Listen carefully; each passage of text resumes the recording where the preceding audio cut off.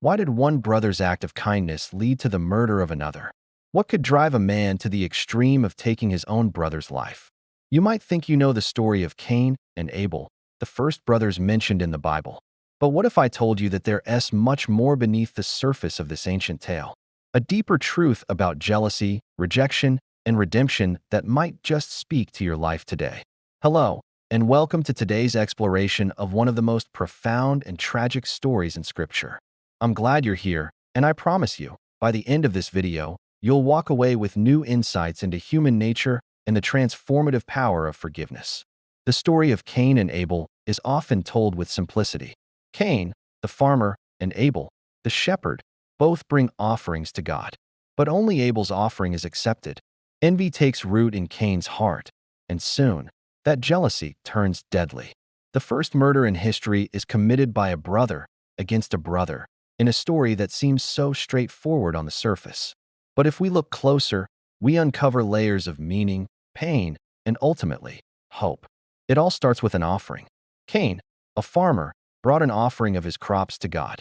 Abel, a shepherd, brought the best lamb from his flock. Both of them had good intentions, but there was something in the heart of Cain that made God look upon Abel's offering with favor and Cain's with disfavor. The Bible doesn't go into detail about why God rejected Cain's offering, but the choice was clear.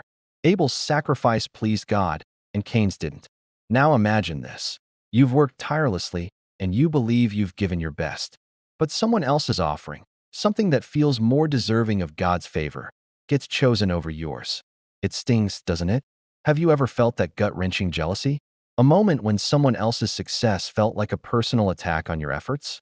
Cain wasn't just disappointed. He was angry, bitter, and confused.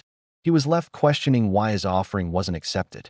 The reality was, Cain's heart wasn't right with God, and God, knowing the deep places of his soul, saw that.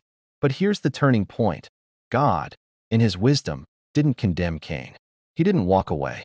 Instead, God spoke to him, offering guidance, warning him about the danger of sin creeping in. God said, "If you do what is right, will you not be accepted? But if you do not do what is right, sin is crouching at your door. It desires to have you, but you must rule over it." Genesis 4 verse 7. Imagine God himself coming to you, offering a chance to change, to overcome that inner struggle. That's grace. That's mercy. But Cain couldn't overcome his jealousy. His anger grew, and it led to an irreversible choice. In a fit of rage, he lured Abel out into the field and murdered him.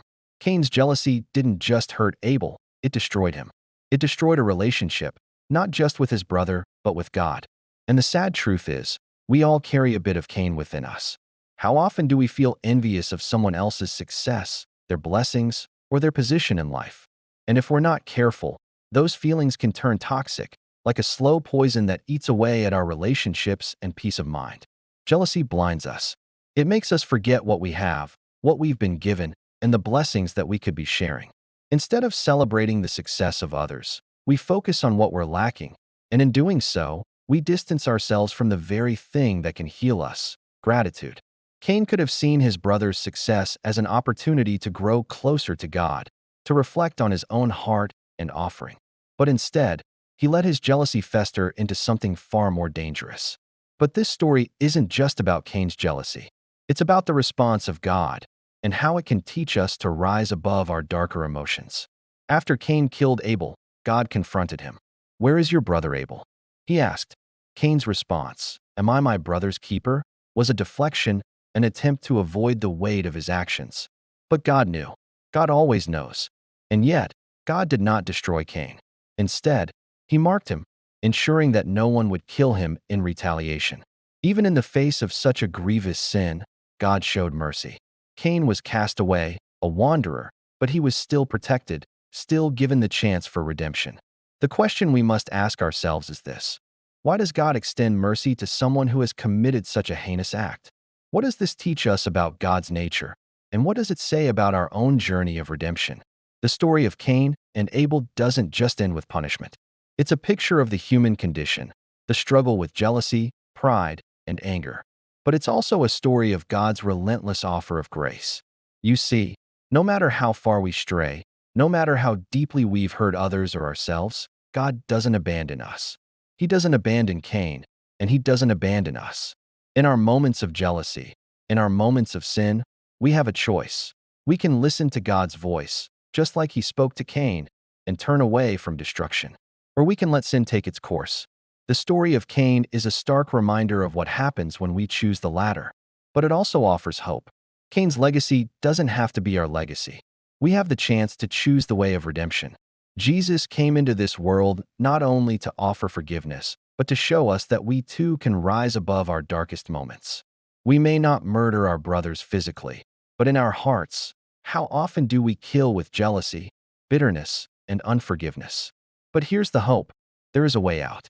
Just like Cain was offered mercy by God, so too are we. Redemption is not something that's earned. It's a gift. And God's grace is sufficient to heal even the deepest wounds. As we reflect on the story of Cain and Abel, we must ask ourselves, how often do we choose jealousy over love? How often do we let anger destroy what could be a beautiful relationship? Cain didn't get the chance to reconcile with Abel, but we do. We have the opportunity to forgive, to let go of jealousy, and to heal from past hurts. Remember, jealousy can be a killer, but forgiveness is a healer. Let us choose to forgive, to seek redemption, and to live in the freedom that God offers. If this story has resonated with you today, I'd love to hear your thoughts. Have you ever experienced jealousy, and how did you deal with it? Drop a comment below, and let's talk about it.